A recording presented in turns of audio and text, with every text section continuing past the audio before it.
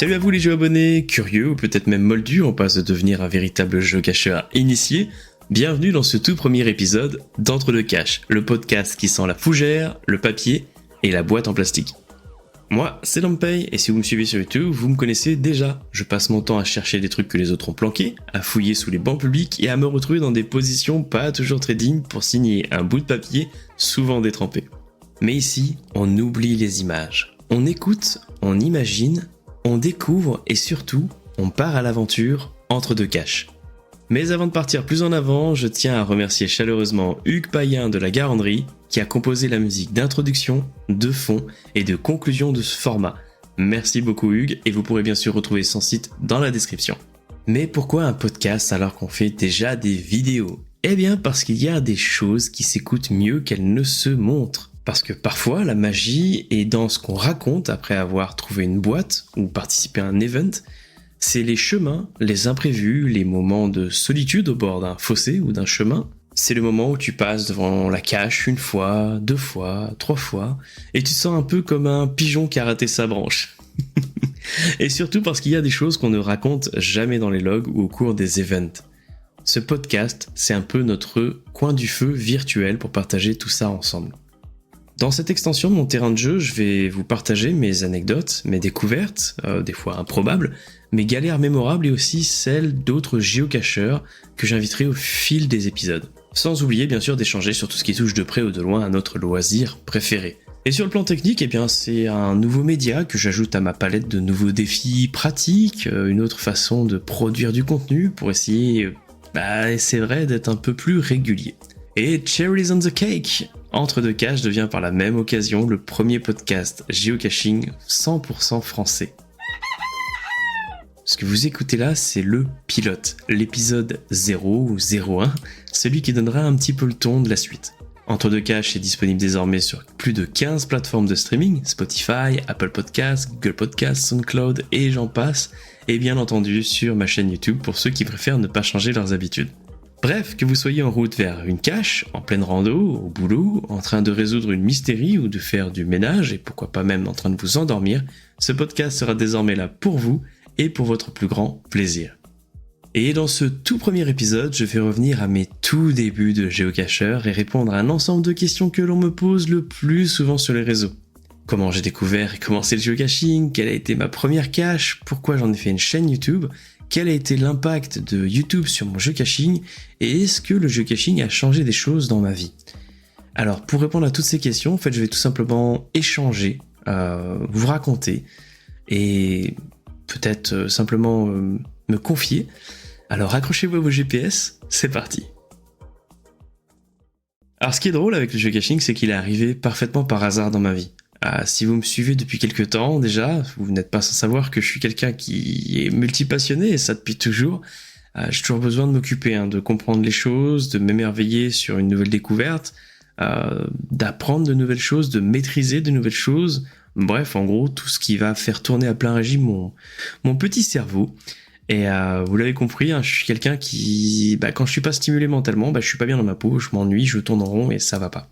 Donc pour le début du geocaching, il faut remonter quelques années en arrière maintenant, jusqu'en 2014 environ, dans ce que j'appelle en fait une de mes anciennes vies, où j'avais vraiment très peu d'heures de libre et j'avais des horaires totalement décalés avec les horaires on va dire des gens normaux, gens normaux on va dire des gens de bureau. Donc très très très peu de temps pour faire des activités en association ou à plusieurs.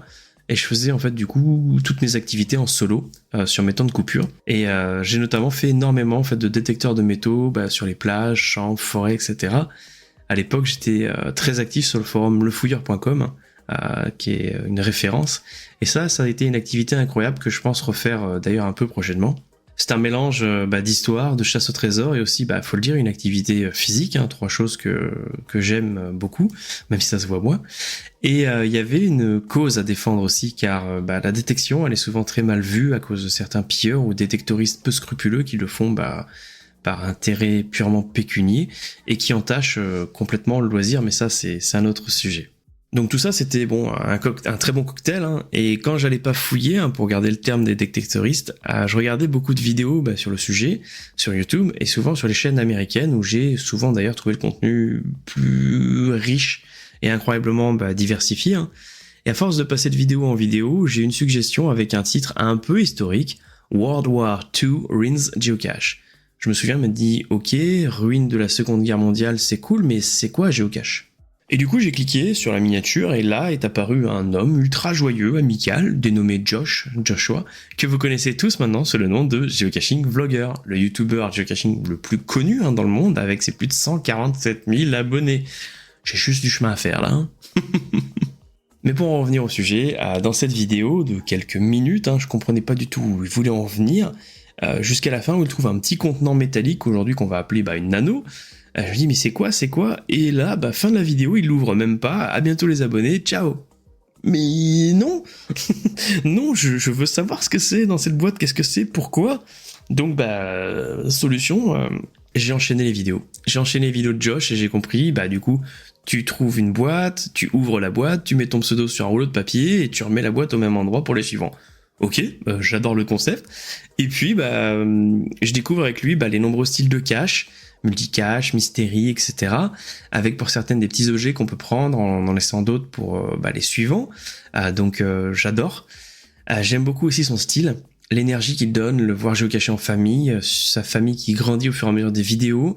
Et je me retrouve vraiment dans son énergie, dans ses vidéos. Et plus ça allait, et plus je me disais mais c'est vraiment génial tout ça, quoi. C'est un loisir de fou. Et je suis devenu réellement un véritable addict à sa chaîne. En plus d'avoir vu toutes les vidéos de l'époque, j'en ai aujourd'hui loupé aucune. J'ai même pas cherché en fait directement de géocache, directement après avoir vu la première vidéo. Alors là vous êtes en train de dire mais pourquoi? Eh ben je vais vous dire pour deux raisons. La première, j'avais de moins en moins de temps, plus de temps libre. J'avais même dû arrêter la détection et je me voyais pas retrouver du temps pour une autre activité. Alors j'étais déjà full. Et la seconde, c'est que j'étais persuadé à ce moment-là que c'est un loisir purement américain ou à la rigueur anglo-saxon et qu'en France, comme toujours, on était en retard. Donc là, je vous vois sourire. Là, je vous vois tous les anciens géocacheurs, les géocacheurs de la première heure en France. Là, je vous vois venir, ok? Mais à culpa. Et pendant environ 3 ans, je vais suivre sa chaîne, en découvrir d'autres, comme celle de C. Michael, un Australien avec un humour juste incroyable et qui présentait des paysages à couper le souffle. J'ai découvert également Geocaching with Katie, donc une jeune américaine qui alternait entre randonnée et geocache avec un humour et une joie de vivre communicative. Et il y en a eu plein d'autres, Geocaching Doc, etc., etc. Et c'est en juillet 2017. Alors, me demandez pas pourquoi, mais j'ai eu 3 jours de repos à ce moment-là, ce qui était juste incroyable et improbable. J'avais jamais eu ça depuis terriblement longtemps. Et je me suis dit, ok, j'ai compris, le geocaching était international, il y en a bien sur le territoire français. Et là, je sais pas, ce jour-là, je me suis dit, c'était le jour. Donc je suis allé regarder ça un peu de plus près, je suis allé sur le site geocaching.com, j'ai créé un compte directement et je me suis abonné directement. Membre premium instantanément. J'ai pas cherché à comprendre, je voulais avoir accès à tout le potentiel du geocaching. Et pour le prix à l'année et que ça soutenait l'association geocaching, j'ai dit allez hop, on y va. Donc le pseudo LongPay était inscrit, j'ai téléchargé l'application et en l'ouvrant, je me suis rendu compte qu'à moins de 2-3 minutes en voiture, j'avais une cache disponible et qui m'attendait. Donc là, comme tout le monde à la première cache, je me suis transformé en vrai gosse, j'ai pris un stylo, je suis parti à la chasse au trésor avec mon téléphone, ma voiture. Je suis arrivé sur le lieu que j'avais à peu près bien repéré sur le site Google Maps. Je me suis garé, je commence à lire l'indice et je comprends assez rapidement. Ouais, j'ai compris assez rapidement. Bon, en même temps, j'avais 3 ans de préparation à l'américaine, you know.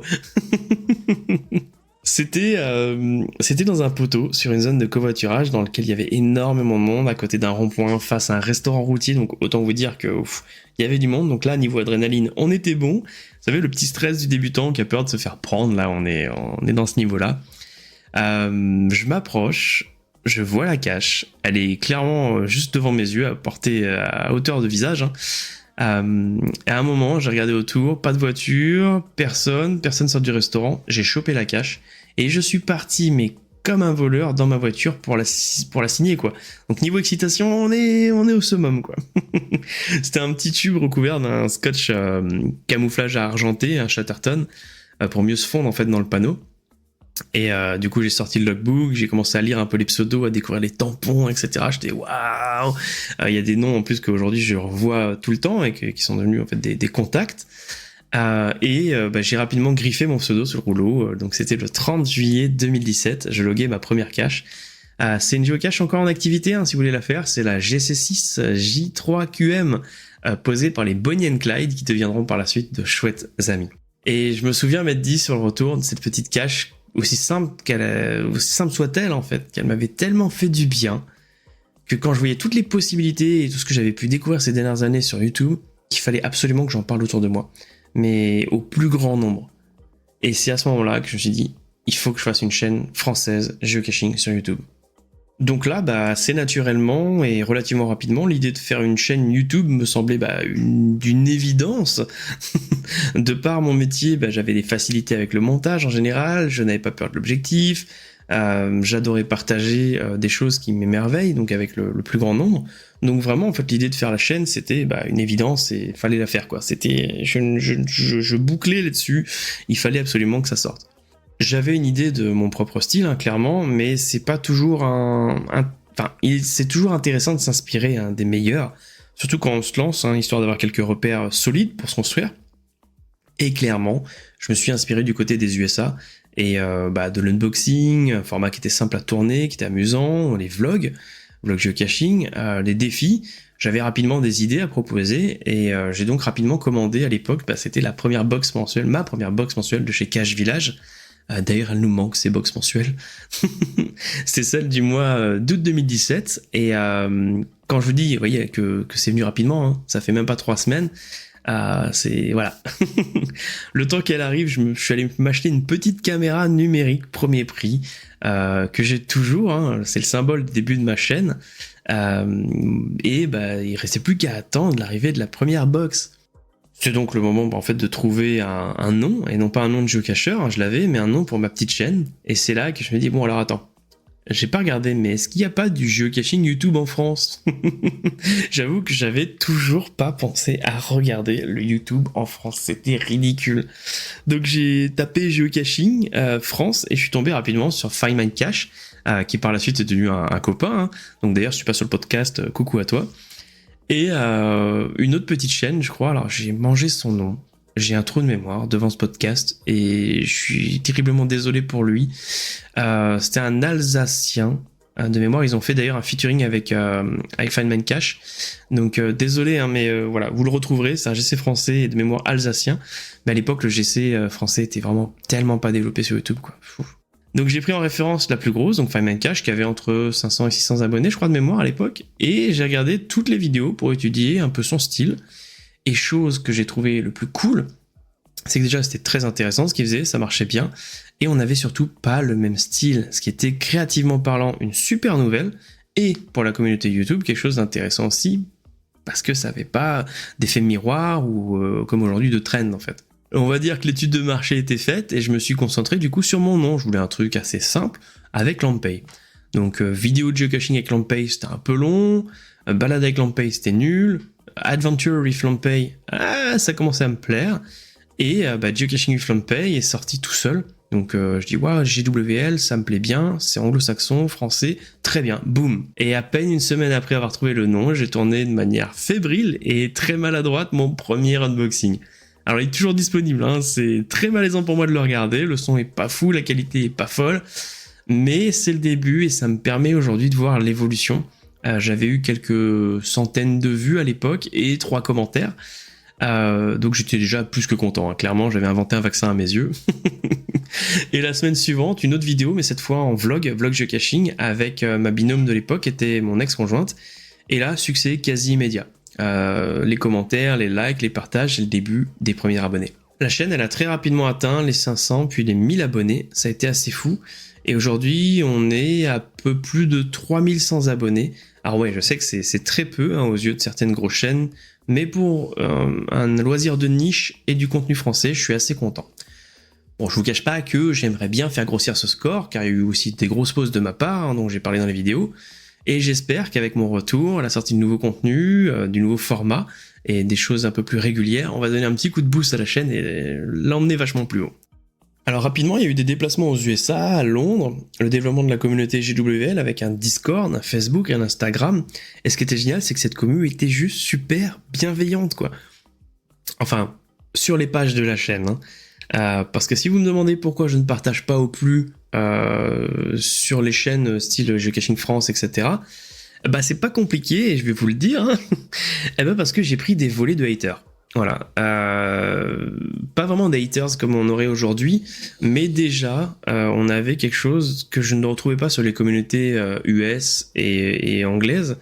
Tous les ronchons en fait, les reacts, les gens qui critiquent sans savoir, qui n'aiment pas les gens, qui ne regardent pas la vidéo mais qui critiquent, etc. Bah si on les trouvait pas sur ces pages US et anglaises à l'époque, elles étaient toutes sur la page française, c'est pour ça.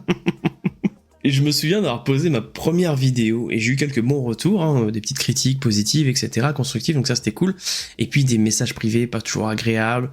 J'ai aussi quelques géo-abonnés hein, qui m'ont découvert comme ça. Heureusement, ça faisait un peu la valence opposée. Et plus tard, j'ai posé une autre vidéo, je sais plus laquelle, et là, boum, mais idem quoi. Donc je me suis dit, allez, c'est bon, hop, on arrête, tant pis. Alors, je sais pas si aujourd'hui ça a changé niveau mentalité hein, sur ces pages-là, mais depuis 2017, hein, peut-être falloir que j'aille y refaire un tour. Je vous avoue que j'avais été un peu refroidi d'avoir essayé de mettre en avant le geocaching français et de prendre des coups de pied au cul en mode bah on veut pas de toi. Alors il faut savoir que ces vidéos je les ai posées sur un groupe US et anglais. Et malgré la barrière de la langue, à l'époque les sous-titres juste maladroits et mal traduits, j'avais eu des super retours quoi. Donc cherchez l'erreur. Mais là où je me suis le plus rendu compte de cette mentalité, ça a été un peu plus tard quand j'ai ouvert une page Patreon. Alors pour ceux qui ne connaissent pas, hein, c'était une petite page de soutien comme Tipeee qui permet à des gens comme vous et moi de soutenir financièrement à partir de 1€, un créateur.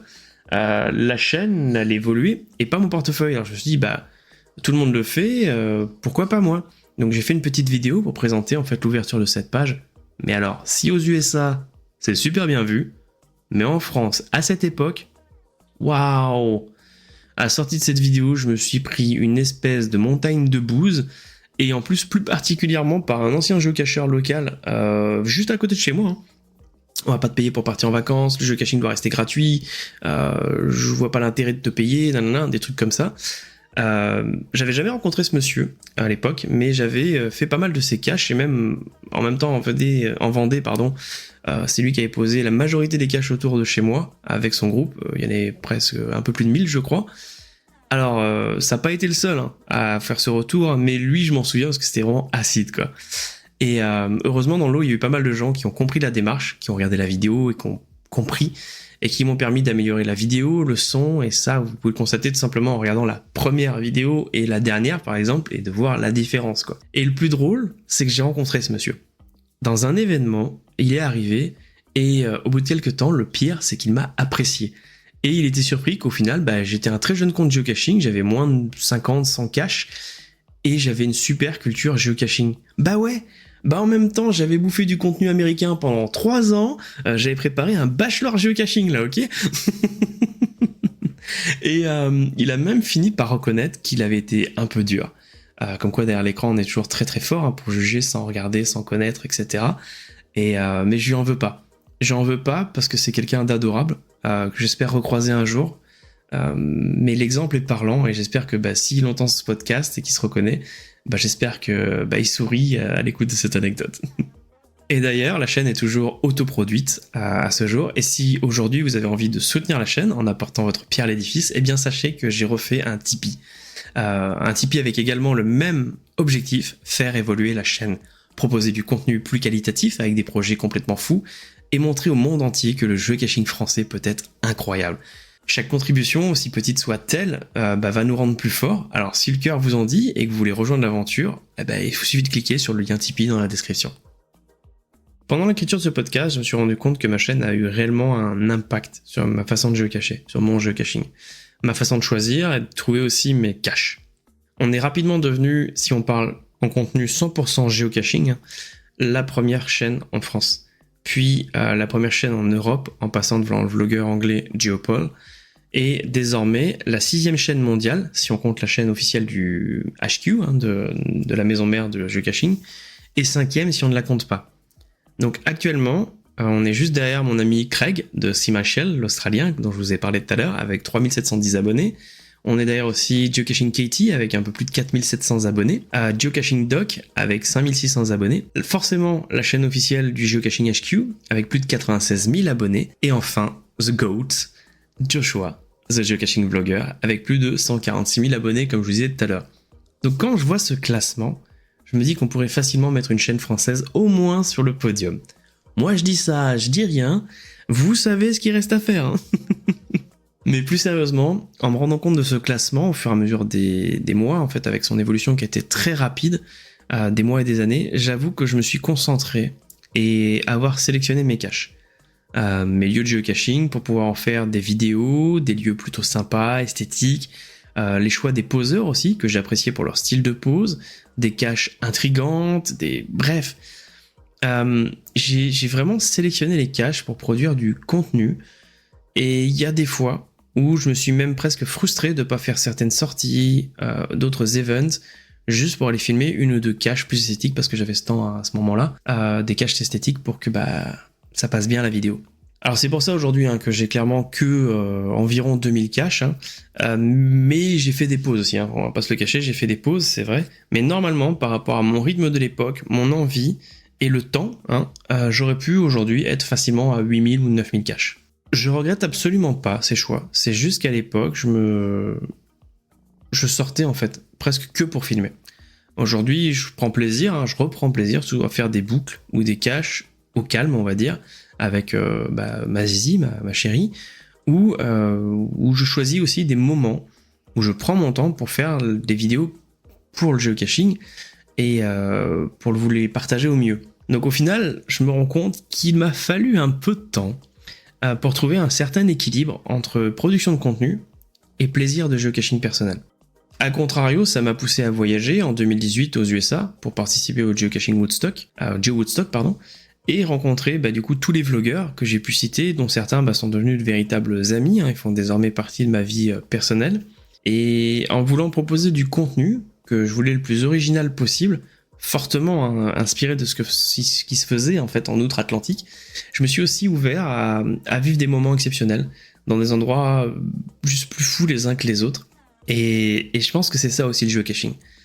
Je pense qu'il en existe pour chacun. Des boucles familiales, aux caches pour les personnes à mobilité réduite, des caches aériennes pour les fans d'escalade, des caches aquatiques, voire même subaquatiques pour les fans du Grand Bleu. Il y a des véritables casse-têtes pour des addicts aux énigmes, et des caches urbaines, des caches en campagne, bref. Au final, il y a des caches pour tout le monde, et pour moi, il y avait des caches les plus esthétiques ou rigolotes, pour vous faire rêver tout simplement devant votre écran ou pour faire découvrir notre loisir au plus grand nombre. Et le geocaching m'a permis de traverser des océans dans des lieux où j'avais pas eu l'idée de mettre les pieds, de faire des rencontres incroyables, même en dehors du geocaching, en rencontrant des habitants d'autres pays ou de villes juste perdues, échanger des cultures différentes aussi. Ça m'a permis aussi d'aller à Manchester et de rencontrer par exemple des géo-abonnés en plein cœur de Manchester, des géo-abonnés qui venaient de France, du Portugal, etc. De créer des moments que j'aurais vraiment pas imaginé. Ça m'a aussi permis de me forcer à sortir à des moments où j'avais pas spécialement le moral à titre personnel, et vraiment de rencontrer des personnes fantastiques, voilà, qui sont pour beaucoup aujourd'hui devenues des amis proches, et d'avoir cette communauté bienveillante, quoi. Donc bref, réellement de vivre un vrai rêve par le biais de ce loisir. Et c'est là qu'on se rend compte que l'univers geocaching est sans doute un des hobbies les plus beaux qu'on puisse trouver, où chacun va y trouver son compte en fait sans que ça empiète ou ça gêne les autres. On va vivre chacun notre propre aventure sur un terrain de jeu par contre commun, et bien sûr sans s'empêcher de vivre des aventures à plusieurs. Et bien voilà les amis, ce premier voyage en ma compagnie prend fin. J'espère que vous avez apprécié la balade et que vous serez présents pour le prochain épisode bien sûr. N'hésitez pas à me laisser un commentaire sur YouTube ou sur les réseaux sociaux pour me dire ce que vous avez pensé de ce premier épisode. C'est vraiment important pour moi, surtout au départ. Et si vous avez des idées ou des envies pour les prochains podcasts, c'est vraiment le moment. C'est là, c'est à vous. En tout cas pour moi, ça a été un véritable plaisir de vous guider et de vous offrir ce premier volet d'entre-deux caches. C'est un exercice pas très simple, toujours très simple, mais vraiment agréable, et je suis vraiment content de m'y être mis, alors que ça me faisait des années que j'en parlais. C'était le moment. Et je ne le répéterai jamais assez, mais en attendant de se retrouver pour de prochaines aventures, que ce soit en vidéo ou en audio, prenez soin de vous les jeux abonnés. Ciao ciao.